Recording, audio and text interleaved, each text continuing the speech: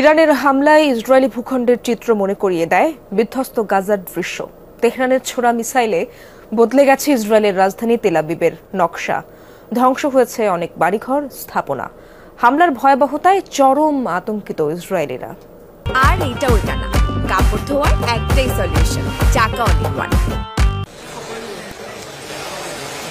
হামলায় বিধ্বস্ত এক সময়ের সাজানো গোছানো শহর।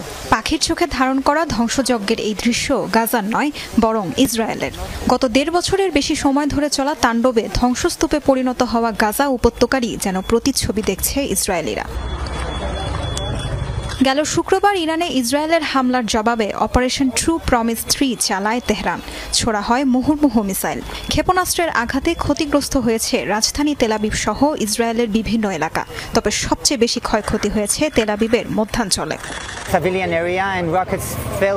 বেসামরিক এলাকায় রকেট এসে পড়েছে। আসলেই বহু স্থাপনা ধ্বংস হয়ে গেছে।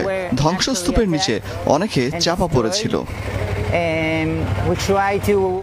হামলার ব্যাপকতায় বিস্মিত ইসরায়েলিরাও। কখনো ভাবতেই পারেননি এমন ধ্বংসযজ্ঞ দেখতে হবে তাদেরকেও। স্থানীয়দের কাছে হামলার মুহূর্তগুলো যেন দুঃস্বপ্নের মতো। সাইরেনের আওয়াজ শুনেছিলাম। শোনা মাত্র শেল্টারের দিকে দৌড়তে আমরা যাওয়ার সাথে সাথে বিকট বোমার আওয়াজ শুনতে পাই। খুবই ভয় পেয়েছিলাম। শুধু আবাসিক স্থাপনায় নয়, ব্যাপক ক্ষতিগ্রস্ত হয়েছে বাণিজ্যিক ভবন, শিক্ষা প্রতিষ্ঠান সহ অন্যান্য গুরুত্বপূর্ণ স্থাপনাও।